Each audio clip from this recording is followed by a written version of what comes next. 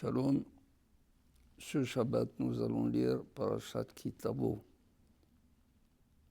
La Torah commence comme ça, Ve'aya Ki Tavo el haaretz, Asher Adonai Elohecha noten lecha nachala, Verishta v'yashavta ba. Il arrivera quand tu t'installeras en Eretz Israël. C'est la terre que Akadosh Baruch Hu va te donner. Tu l'hériteras et tu t'installeras. Velakahta mi peri Adama. L'essentiel dans la Torah, c'est la mitzvah que nous allons étudier après ce verset. Tu prendras mi peri Adama, de fruits de la terre,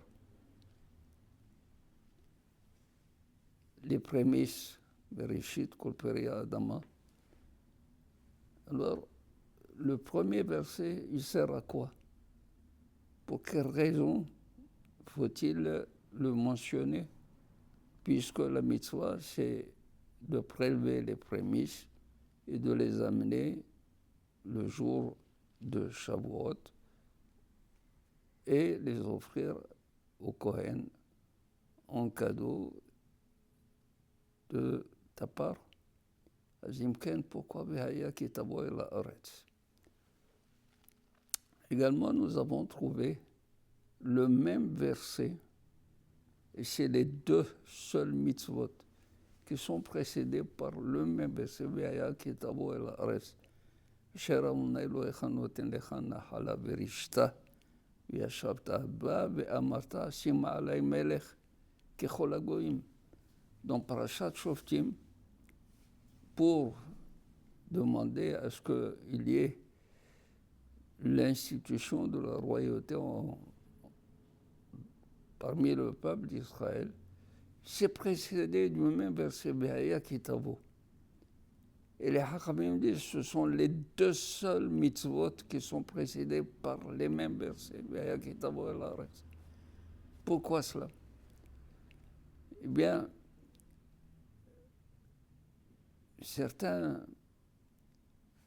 commentateurs ont cherché à savoir quelle est la raison de cette mitzvah d'offrir les prémices, les premiers fruits. Que ça veut dire les premiers fruits? Bien, les Hachamim disent que lorsque l'homme sort dans son verger, il voit le premier fruit apparaître dans l'arbre, il doit l'entourer d'un fil rouge et lui dire que c'est le fruit, le premier. Et celui-là, il ne doit pas le manger. Il doit le réserver pour l'offrir à Akadosh Baruch Hu. Pour quelle raison? Pour quelle raison priver la personne du plaisir, de la joie qu'il a à consommer ce premier fruit qu'il a vu naître pousser dans son arbre? Certains Hachamim disent c'est pour montrer à l'homme d'être reconnaissant. Il faut qu'il soit reconnaissant. Qu'est-ce que ça veut dire reconnaissant? Il doit venir vers Akadosh Baruch Hu et lui dire tu m'as donné un bien. Ce bien, il ne m'appartient pas. Il t'appartient. C'est pour cela que le fruit le meilleur, le plus cher à mes yeux, je te l'offre à toi. Cette reconnaissance est tellement importante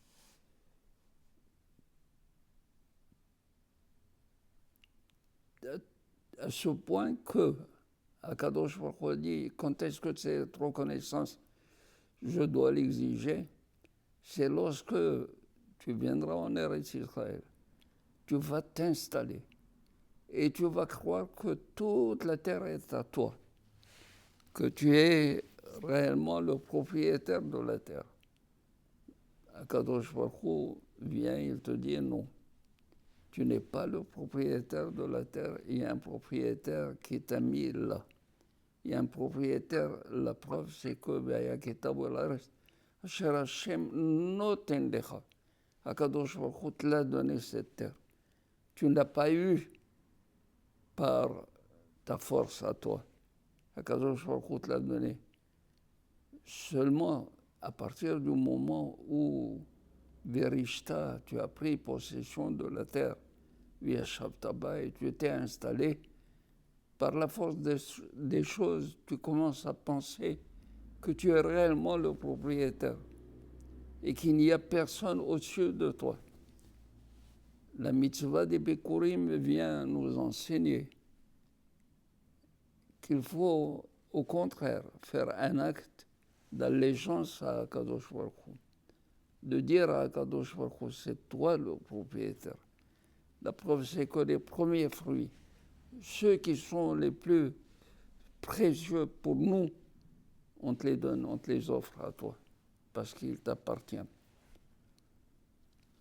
Donc cet acte de reconnaissance, cette roda'a, venir et remercier Akadosh Baruch Hu. Et d'ailleurs, dans la proclamation de celui qui apporte les prémices, il dit, et il se rappelle des choses les plus dures par lesquelles il est passé. Arami Davi, Vered Misraïma. Yaakov Avinu était chez Laban, il a travaillé chez Laban.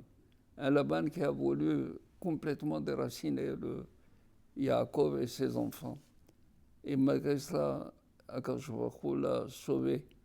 Et il est descendu en Égypte, Bimtemeat, très peu.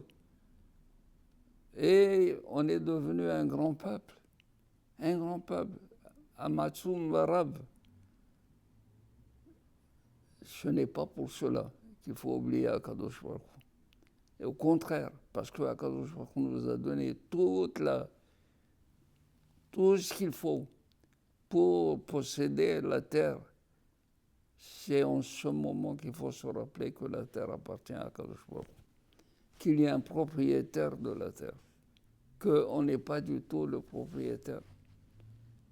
Et alors, il faut donner les prémices en reconnaissance à Akadosh Baruch Hu.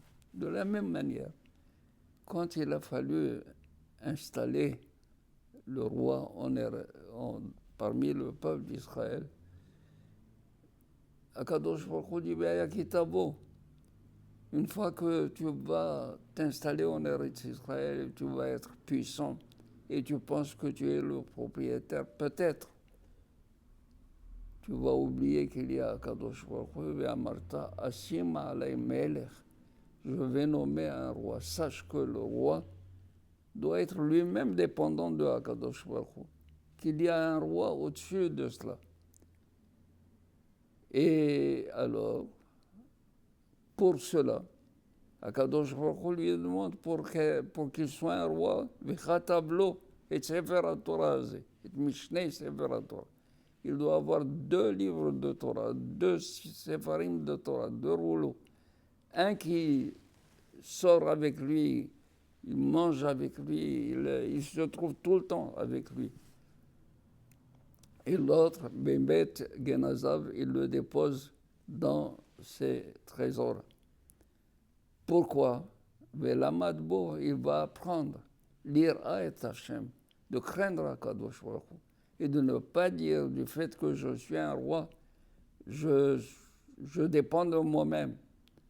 Donc, l'ilman, l'ilmod, l'ira et Hashem, de craindre Akadosh Baruch Hu. Et cela, parce que quand on vient dans une terre et on s'installe et on prend possession de la terre, on est des fois poussé à croire qu'on est les maîtres. Kadosh Baruch Hu, il dit au roi, non, tu dois apprendre à rester anav, tu dois apprendre à rester celui qui craint Kadosh Baruch Hu. Et c'est pour cela que Akadosh Baruch Hu lui demande l'eau yarbelo soucim, il ne doit pas avoir beaucoup de de chevaux, ni des femmes, pour ne pas du tout dévier son cœur.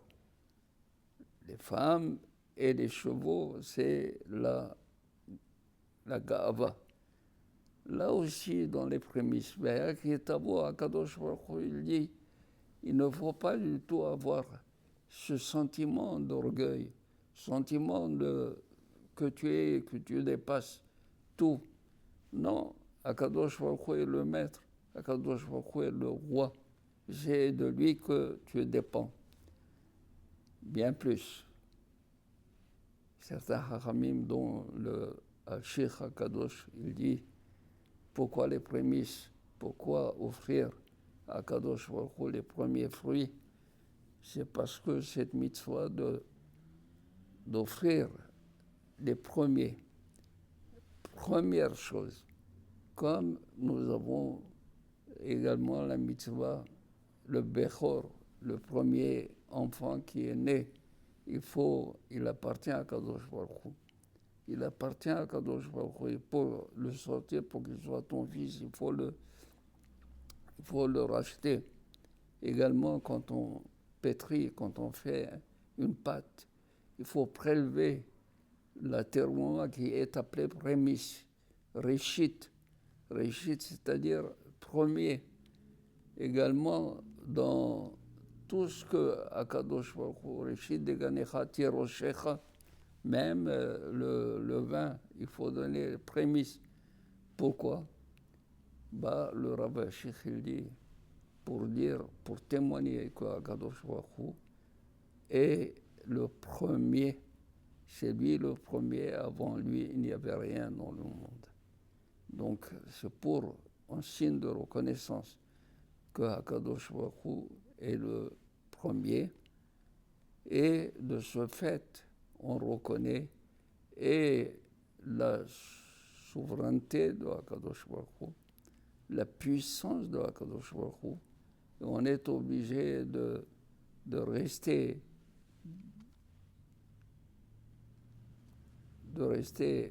soumis, une soumission à Akadosh Baruch Hu, rester avec toute l'humilité et ne pas avoir du tout de gava. Voilà pourquoi on a fait précéder les deux mitzvot de Vehaya pour dire que le roi ou l'homme, le propriétaire, ne doit pas du tout sentir qu'ils sont au-dessus de la loi, au-dessus de tout le monde, parce qu'ils sont réellement dépendants de Akadosh Baruch Hu, qui est le roi du monde, et à lui il faut donner, il faut avoir cet acte de reconnaissance, de le reconnaître comme étant le premier et le créateur du monde. Ve'en rishit le rishito, il n'y a pas de début avant lui. Voilà, Shabbat Shalom, Mevorach.